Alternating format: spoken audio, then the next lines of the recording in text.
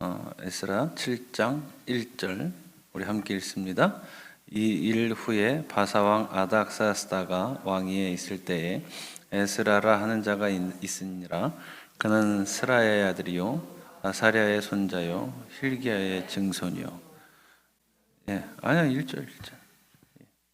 뭐 누구 아들이 누구 증손 뭐 손주고 이런 거 몰라도 돼요. 우리 학자가 아니니까 뭐 아닥사스다 뭐 왕이 그랬다는데 뭐 그런 거 이름 몰라도 돼요.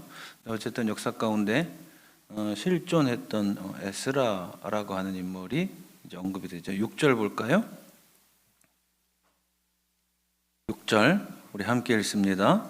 이 에스라가 바벨론에서 올라왔으니 그는 이스라엘의 하나님 여호와께서 주신 모세의 율법에 익숙한 학자로서 그의 하나님 여호와의 도우심을 입음으로 왕에게 구하는 것은 다 받는 자이더니. 에스라가 어떤 사람인지를 지금 기술하고 있습니다. 9절 보죠. 9절 함께 읽습니다. 첫째 달 초하루에 바벨론에서 길을 떠났고 하나님의 선한 손에 도우심을 입어 다섯째 달 초하루에 예루살렘에 이르니라. 이제 그 여정에 대해서 백성들과 함께하는 여정에 대해서 짧게 언급이 되어 있죠. 11절서부터 이제 26절까지 읽을 겁니다. 우리 교독하죠. 제가 먼저 한 절 읽고 지체들께서 읽어주시기 바랍니다. 여호와의 계명의 말씀과 이스라엘에게 주신 율례학자요 학자 겸 제사장인 에스라에게 아닥사스다 왕이 내린 조서의 초본은 아래와 같으니라.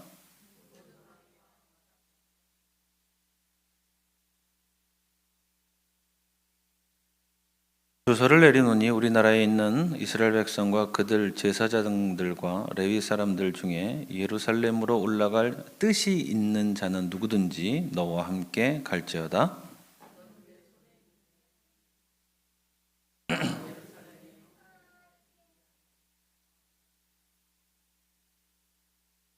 왕과 자문관들이 예루살렘에 거하시는 이스라엘 하나님께 성심으로 드리는 은금을 가져가고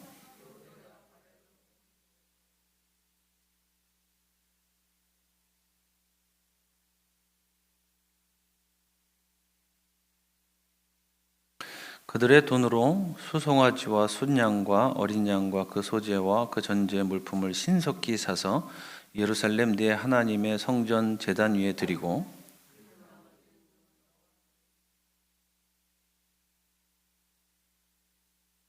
네 하나님의 성전에서 섬기는 일을 위하여 네게 준 그릇은 예루살렘 하나님 앞에 드리고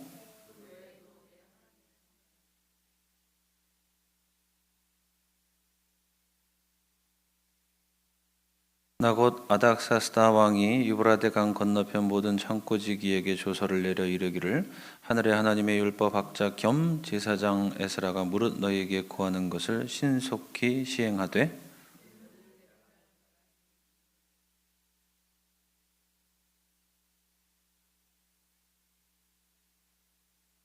무릇 하늘의 하나님의 전을 위하여 하늘의 하나님이 명령하신 것은 삼가 행하라. 어찌하여 진노가 왕과 왕자의 나라에 임하게 하리야.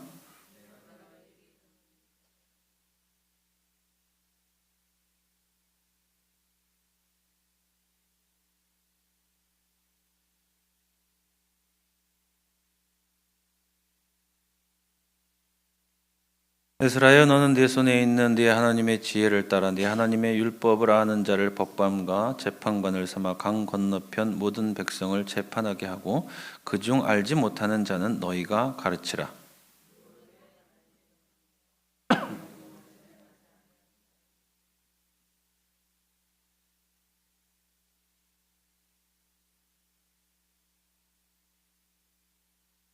이제 대충 내용 아셨죠? 에스라라는 역사 속에 실존 인물이 있었고 그 사람은 바벨론 왕의 아주 신임을 받는 사람이었고 그래서 이 에스라를 이스라엘로 돌려보내면서 하나님의 성전을 다시 준비하게 하였고 거기에 필요한 모든 경비들을 바벨론 사실은 제국이죠. 우리 역사 가운데 바벨론은 제국입니다. 바벨론 제국의 모든 그 공적인 기금을 사용해서 그 예루살렘 성전이나 그 그 이스라엘이 필요한 곳에 쓰게끔 했고 또 재정적인 자율권을 줬습니다. 본문에 이제 보신 것처럼 하나님을 위해서 네가 원하는 대로 마음대로 써라. 내가 일일이 따지지 않겠다. 근데 그 정도뿐만이 아닙니다. 사법권, 행정권까지 지금 다 주는 겁니다. 그래서 죽여도 될 정도로 이 제국의 왕을 대신해서 그 지역에서는 에스라가 생사여탈권을 줄 수 있을 정도로 아주 막강한 권한을 주고 있는 겁니다. 8장 보시죠. 8장 15절서부터 23절까지 보겠습니다. 8장 15절서부터 교독하죠. 내가 무리를 아하와로 흐르는 강가에 모으고 거기서 3일 동안 장막에 머물며 백성과 제사장들을 살핀즉 그 중에 레위 자손이 한 사람도 없는지라.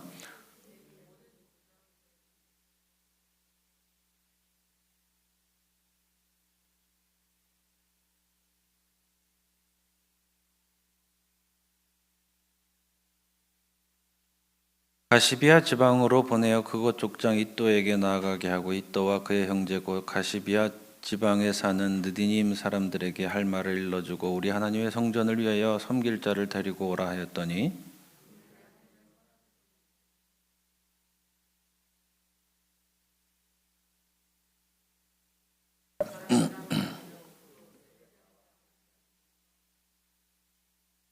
하세바와 무라리 자손 중 여샤야와 그의 형제와 그의 아들들 20명을 데려오고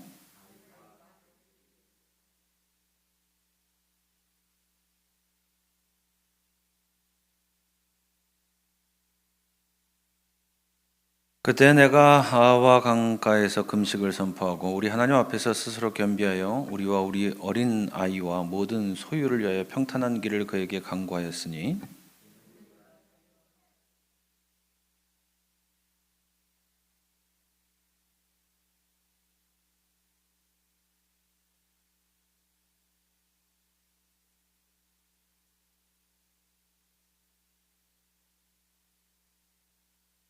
23절 함께 읽습니다. 그러므로 우리가 이를 위하여 금식하며 우리 하나님께 간구하였더니 그의 응답하심을 입었느니라. 응답하심을 입었느니라. 자, 에스라가 한 일이 이제 이스라엘 백성들 중에서 난 여기 바벨론 제국에서 그냥 살을래. 여기 뭐 재산도 많이 읽었고 더 이상 아쉬울 게 없는데 굳이 가겠어? 내버려 두는 겁니다. 이스라엘 향해 가자.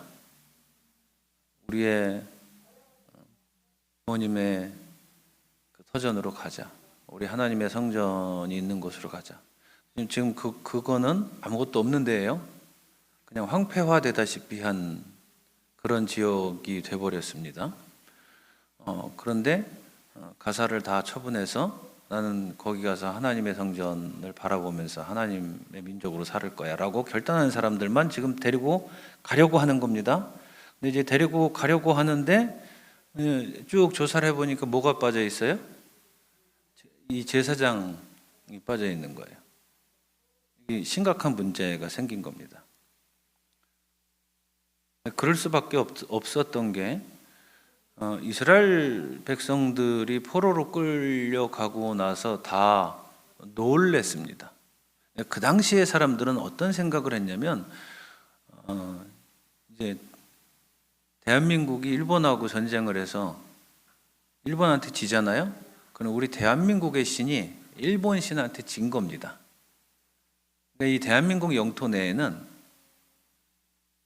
이 대한민국의 신이었던 뭐 그 이름이 호칭이 어떠하든 쫓겨나는 겁니다. 그리고 이 영토는 이제 일본 신이 와서 이 관할권으로 딱 신의 관할권으로 가지고 있는 겁니다. 그런데 이스라엘이 아무리 찬란하다고 해도 바벨론 제국의 수도의 찬란함과는 비교할 바가 아닙니다. 강원도 저 시골 구석에 살다가 시골 출신들 많으시죠? 시골 살다가 서울 가보셨을 때 얼마나 놀라는지 아시죠? 그런 경험 없으세요? 그런 경험 없으신가? 그거 이상입니다. 그 느낌 이상이라고 생각을 하셔야 돼요. 져서 패배감에 시달리면서 내가 믿는 하나님이 패하셨나? 내가 믿는 그 전능하신 하나님은 없는 건가? 내가 잘못 믿은 건가? 그리고 그 괴로운 마음을 가지고 바벨론 제국의 수도에 도착했는데 너무너무 휘황찬란한 겁니다. 너무너무 휘황찬란해서 바벨론 신을 섬기는 것이 오히려 더 잘 먹고 잘 사는 거겠다. 포로로 끌려갔다고 해서 이 사람들을 노예로 삼은 거 아닙니다. 일정 구역에 몰아놓고 니들은 이제 여기서 먹고 살아. 그래서 거기서부터 척박한 삶을 일구어서 시간이 수십 년이 흐르면서 이제 잘 살게 된 겁니다. 그렇게 잘 살게 된 사람들 가운데 더 이상 하나님에 대한 신뢰를 가지고 있지 않은 사람들은 거기 남아 있는 거고, 잘 살게 되었더라도 거의 대부분의 유대인들이 다 잘 살게 되었는데, 잘 살게 되었더라도 하나님 신앙을 포기할 수 없었던 사람들이 지금 이스라엘로 돌아가고 있는데, 가장 중요한 하나님께 예배 드리기 위한 아주 중추적인 역할을 감당해야만 하는 제사장들이 없었던 겁니다. 그래서 떠나기 전에 이 사람들을 지금 데리고 온 겁니다. 그리고 21절과 23절에 보시면 금식을 선포했다라고 했습니다. 그리고 그 뒤에 21절에 보시면 우리 하나님 앞에서 스스로 겸비하여 우리와 우리 어린아이와 모든 소유를 위하여 평탄한 길을 그에게 강구하였으니, 이제 이 말을 우리가 읽으면 보통 우리는 이렇게 생각합니다. 어디에 방점을 두냐면 우리와, 그러니까 나와 내 새끼들과 내가 가진 이 재산이 이스라엘 도착할 때까지 아무런 손실 없이 문제 없이 잘 가야 되니까 금식하자. 보통 우리는 이렇게 이해를 해왔습니다. 그런데 앞에 있는 부분, 우리 하나님 앞에서 스스로 겸비하여라는 데 방점을 찍지를 않았다는 겁니다. 금식을 보통 우리가 어떤 때 하죠? 어떤 때 해왔죠, 여태까지? 그렇게 죽겠는데 왜 금식 안 해? 그죠? 문제가 심각해지고 환란이 생기고 걱정이 쌓이고, 그래서 이 중압감을 내가 이겨낼 수 없으니까 금식해야지. 자, 이거 잘못된 건가요? 잘못된 거 아닙니다. 사람이기에, 하나님을 믿는 사람이기에 충분히 그럴 수 있습니다. 하나님 앞에서 내가 할 수 있는 행위가, 하나님께 보여줄 수 있는 모습이 그것이기 때문에 그렇게라도 안 하면 내가 답답해서 미치겠으니까 하는 겁니다. 물론 죽겠는데도 안 하는 교우들이 있으니까 깝깝하긴 해요. 근데 그렇게 그런 문제들로 인해서 금식하는 거 잘못된 거 아닙니다. 그런데 금식의 본질은 놓치고 있습니다. 우리의 연약한 모습으로 인해서 그 고난과 절망의 순간에 하나님 앞에 금식하는 것 당연한 거고 정당한 것이긴 하지만, 금식의 본질에는 우리가 다다르지 못하고 있다는 거죠. 자, 21절 다시 보시죠. 금식을 선포하고 우리 하나님 앞에서 스스로 겸비하여, 우리 하나님 앞에서 스스로 겸비하여, 이게 금식의 본질입니다. 이것이 우리가 금식하면서 얻을 수 있는 가장 큰 보물입니다. 그런데 우리는 이것에 대해서는 생각하지 않고 이것은 별반 관심이 없어요. 왜?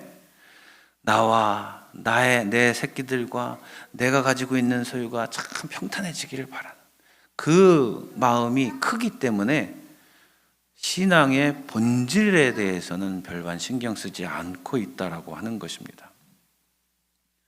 에스라는 왜 금식을 선포했나요? 잘 나와 있죠? 왕이 야, 니네 가는 거 우리 군사들 동원해서 다 안전하게 지켜줄게. 이스라엘 갈 때까지 안전하게 다 지켜줄게. 필요한 거 있어? 내가 다 갖다 쓰게 해줄게. 거기 가서 그 주변에 이미 살고 있는, 자리 잡고 있는 사람들에게 핍박받지 않도록 니네들에게 행정권도 줄게, 사법권도 줄게, 권력을 줄게 라고 얘기한 거예요. 그렇게 다 해줄게. 그렇게 지금 왕이 약속을 했어요. 바빌론 제국의 그 위대한 왕이 약속을 했어요. 그런데 왕 혼자만 한 거 아니고 맨 앞에 보면은 누가 있죠? 예? 7명에 누가 있죠? 자문관.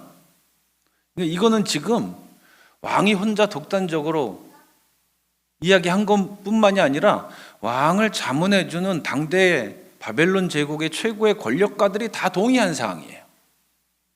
그러니까 이제 갈 일은 뭐 재산도 있겠다. 언제든지 필요한데 그 기금을 끌어다 쓸 수도 있겠다. 여기 보시면 소금은 마음대로 갖다 쓰라고 그랬죠. 뭐 이렇게 금, 밀 이렇게 딱 한계가 있는데 소금은 정령 없이 하라. 이게 무슨 말이냐면 이런 앞에 것들은 다 그냥 수식어예요. 소금은 정령 없이 하라.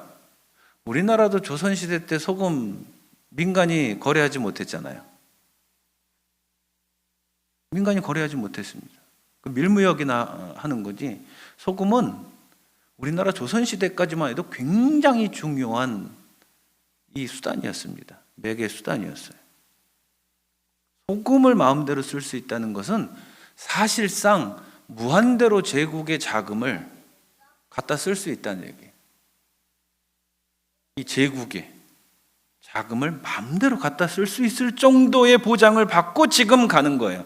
단 하나 부족했던 것 제사장이었는데 그 제사장도 어떻게 해가지고 구했어요. 이제 아무런 문제가 없어요. 그런데 에스라가 금식하자라고 선포하고 모든 이스라엘을 향한 모든 백성들이 금식한 이유, 그 이유는 무엇일까를 물어봐야 되는 거예요. 그 이유가 21절에 나와 있는 하나님 앞에서 스스로 겸비하여입니다. 하나님 앞에서 스스로 겸손하여. 왕이 우리를 지켜줬어. 에스라가 원하던 것은 이 생각이 아니었습니다. 이 제국의 왕이 우리를 인정해줬어. 이 바빌론 제국의 왕이 그 너무 힘이 강력해서 이 돈도 마음대로 쓰게 해준대. 권력도 준대. 에스라는 지금 이걸 거부하고 있는 겁니다. 그래서 22절에 이렇게 얘기하잖아요. 왕에게 아뢰기를, 우리가 전에 왕이 가기를, 우리 하나님의 손은 자기를 찾는 모든 자에게 손을 베푸시고 자기를 배반하는 모든 자에게는 권능과 진노를 내리신다 하였으므로 길에서 적군을 막고 우리를 도울 보병과 마병을 왕에게 구하기를 부끄러워하였습니다. 그럴 필요 없다는 거예요.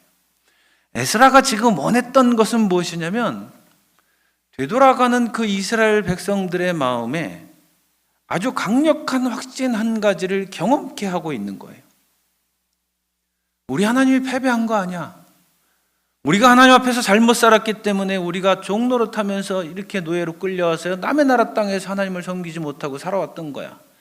그런데 이런 상황 속에서도 하나님께서는 우리를 지켜주셨고 우리가 이스라엘로 하나님의 땅으로 돌아가는 그 여정 가운데 적군을 하나님께서 바빌론 제국의 왕과 군대가 우리를 지켜주는 것이 아니라 하나님께서 우리를 지켜주실 것이고 우리에게 해함 없게 하시는 분은 오로지 하나님뿐이야. 그러니 우리 함께 금식하며 기도하고 나아가자 라고 이야기하는 거라고요. 이게 중요한 거라고요. 우리가 금식할 때 하나님 이 문제 해결해 주세요. 당연히 하죠. 왜 안 해요? 저도 수도 없이 하는데요. 그런데 이거를 놓치지 말아야 돼요. 내가 하나님 앞에서 겸손해지는 것, 하나님을 인정하는 것, 나의 능력이나 인간의 능력이 아니라 하나님의 손길을 통해서 하나님의 능력을 통해서 무엇인가 이루어지고 무엇인가 해결된다라고 인정하고 그분을 신뢰하는 그 신앙의 올곧은 마음을 회복하는 게 금식의 본질적인 이익이라고 하는 것입니다. 그래서 금식하는 게 좋은 거예요.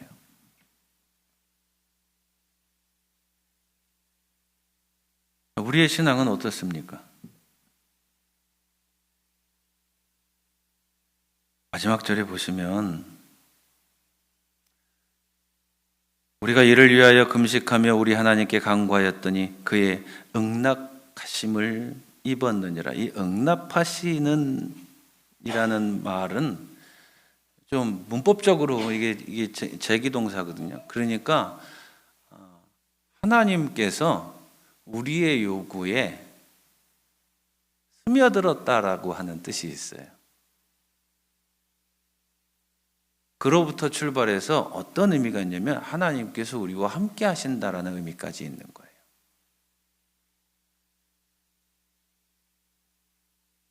제가 싫어하는 신앙의 표현들이 몇 가지가 있는데요. 그 중에 하나가 하늘 보좌를 움직이는 기도를 하라.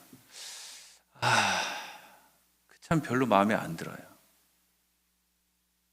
하늘 보좌를 움직이는 기도. 저 어렸을 때 엄청 많이 들었거든요. 하늘 보좌를 움직이는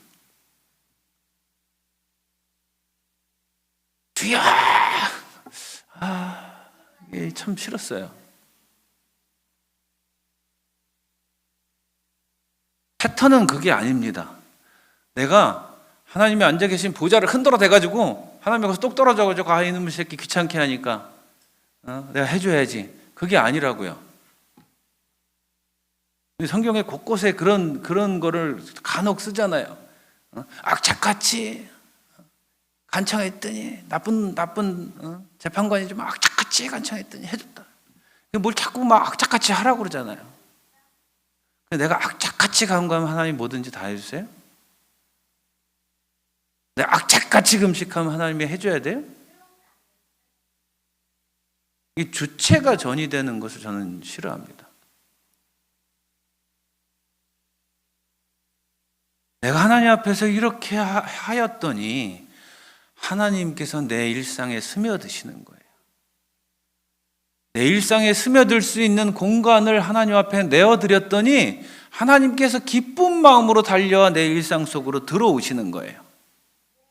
제기동사란 그런 겁니다. 하나님께서 허락하셨다라고 하는 것은 단순히 하나 이거 해줘요. 이거 보니까 내가 해줄게. 이런 게 아니라 하나님 앞에서 금식하면서 이스라엘 백성들은 지금 마음을 비워놓은 겁니다. 하나님 앞으로 무슨 일이 생길지 두렵습니다. 하나님 적군이 나타날지 겁납니다. 지금 이나마 일군원 재산 가지고 이스라엘 땅으로 하나님의 땅에 가서 내가 살고 하나님의 성전을 짓고 하나님을 섬기면서 살고 싶은데 그 여정 가운데 또 그 성전을 짓는 일까지 무슨 일이 생길지 나는 정말 두렵습니다. 하나님 그래 내가 금식하면서 하나님 당신께 간구합니다. 하나님 지켜주십시오. 하나님 보호해 주십시오. 하나님을 위해서 내가 이렇게 살아가고자 하지 않습니까? 라고 하나님을 향해서 열 때, 나의 마음을 열고 내 삶을 열 때 하나님께서 거기에 스며드신다고요. 그 스며들미 있어야 함께 하심이 나오는 거고 함께 하심이 있어야 하나님의 일하심을 경험할 수 있는 거라고요. 그런데 우리는 뭐든지 다 내가 하려고 하죠. 심지어는 세상에 나가 직장의 일도 이건 내가 하는 일이라고 생각을 하죠. 하나님께서 내 일상에 스며들고 내 일 가운데 스며들어서 나와 함께 하여 주시니 하나님과 함께 한다는 생각이 없죠. 그러니까 세상에 나가서 살아가는 삶의 방식과 교회 안에, 예배당 안에 들어와서 교회로 모일 때 살아가는 삶의 방식이 서로 동떨어져 있잖아요. 저는 성경을 읽으면서 끊임없이 공부하면서 느낀 게 무엇이냐면 예수 믿는 사람들이 가장 빛나야 되는 장소는 교회가 아니에요. 교회에서 빛나려고 그러면 안 돼요. 세상에서 빛나야 돼요. 일터에서 빛나야 돼요. 여기서 빛날 필요 없어요. 여기는 머리 숙이는 훈련을 하는 장소고 입을 다무는 장소고 여기는 믿음의 지체들을 위로하고 격려하는 장소예요. 세상에서 빛나기 위해서 살아가면서 수많은 전투를 치르면서 상처받을 수밖에 없고 낙심할 수밖에 없는데 그 상처받은 일들, 낙심한 일들을 여기서 함께 나눠지고 그 나눠지는 일들이 위로받고 격려받고 하는 그런 장소여야 돼요. 여기서 빛나려고 하면 안 돼요. 저에게 첫 번째 중요한 목회의 목표는 어떻게 하면 우리 교인들이 세상 속에서 일터에서 빛나는 그리스도인으로 살아갈 수 있게끔 할까? 이지 여기에 끌고 들어와서 끊임없이 모이게 하고 끊임없이 행사하고 그래서 뭔가 여기서 하는 게 행복해서 막 기뻐서 아니 그러지 말라고요. 세상에서 기쁘시라고요. 여기서 안 기뻐도 돼요. 내가 뭘 했네. 그 교회에서 뭘 하면 또 항상 등가에 생각을 하죠. 내가 교회에서 일을 했으니까 하나님을 위해서 이 일을 한 거야. 아니요, 그렇지 않을 수 있어요. 교회에서 이만큼을 해도요, 하나님을 위한 일이 아닐 수도 있어요. 하나님은 우리가 세상 속에서 빛과 소금의 역할을 감당하라고 그렇게 성경에 분명히 적혀 있는데 왜 여기 와가지고 빛과 소금이 되려고 하냐고요.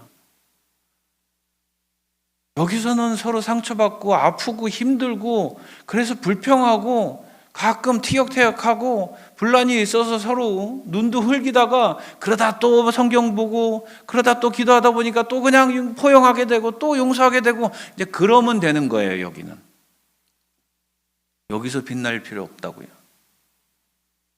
어떻게 하면 세상에서 빛난 그리스도인이 되게끔 할까가 제 목회의 가장 큰 관심사예요.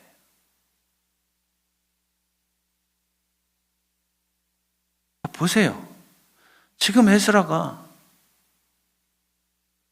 바벨론 제국이라는 그 어마어마한 제국 아마 나중에 찾아보시죠. 바벨론 제국이 어느 정도의 인류 역사 가운데 어느 정도의 어마무시한 제국이었는지 엄청난 제국이었습니다. 그런 바벨론 제국의 왕이 군대로 보호해주겠다, 돈으로 다 살펴주겠다, 권력도 주겠다. 그런데 지금 이 에스라는 필요 없습니다. 이거 하고 있다고요. 우리가 믿는 하나님이 지켜주실 것이고 우리가 믿는 하나님이 흥하게 하실 것이고 우리가 믿는 하나님이 우리를 다시금 빛나게 하실 겁니다. 그 얘기하고 있는 거라고. 우리의 믿음은 어떠냐는 거예요. 그 질문이 우리 안에 들어와야 되고 금식을 하면서 저는 금식을 꼭 해야 된다고 생각하거든요. 우리 남자 성도들 금식 좀 하세요. 금식 좀. 일주일에 한 끼도 못 하세요? 한 끼도 못 하세요? 가장 짧은 시간대를 정해서 하세요. 그럼 아침. 아니면 토요일 날 쉴 때 한 번이라도 좀 하시라고요. 그 금식을 하면서 내 삶의 하나님이 어떤 분이신지를 깨달으셨으면 좋겠어요. 그래서 내 일상에 스며들어 오시는 그분을 한번 경험해 보셨으면 좋겠고, 종국에 나가서는 이 에스라처럼 돈도 권력도 힘도 내가 믿는 하나님보다 작은 거야 라고 선포할 수 있는 지체를 되셨으면 좋겠어요. 함께하는 교우들 되시길 주님의 이름으로 부탁을 드립니다. 우리 찬송하고 기도하죠.